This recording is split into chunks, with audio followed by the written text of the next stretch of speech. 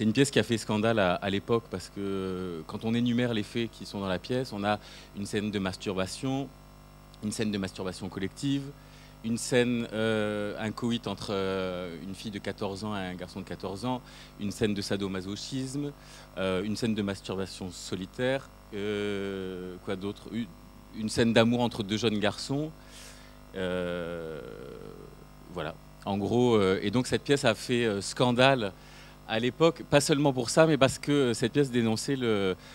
carcan de l'éducation prussienne de la fin du 19e, et donc il y avait une sorte de reproche fait aux parents parce que, oui, il y a aussi un suicide, une mort par avortement, bon, ça fait beaucoup, mais ces morts, cet avortement, etc., sont dus pour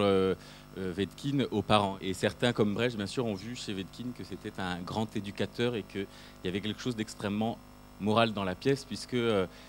la faute, entre guillemets, en incombait à l'éducation des parents.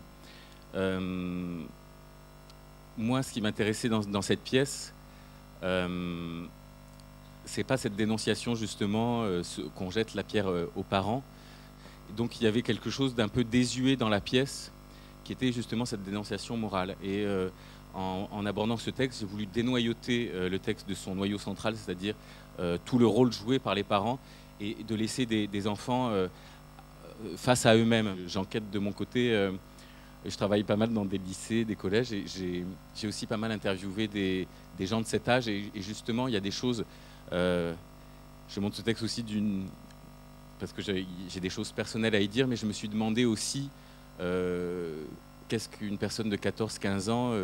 peut dire aujourd'hui et sur le monde, sur ses passions, etc.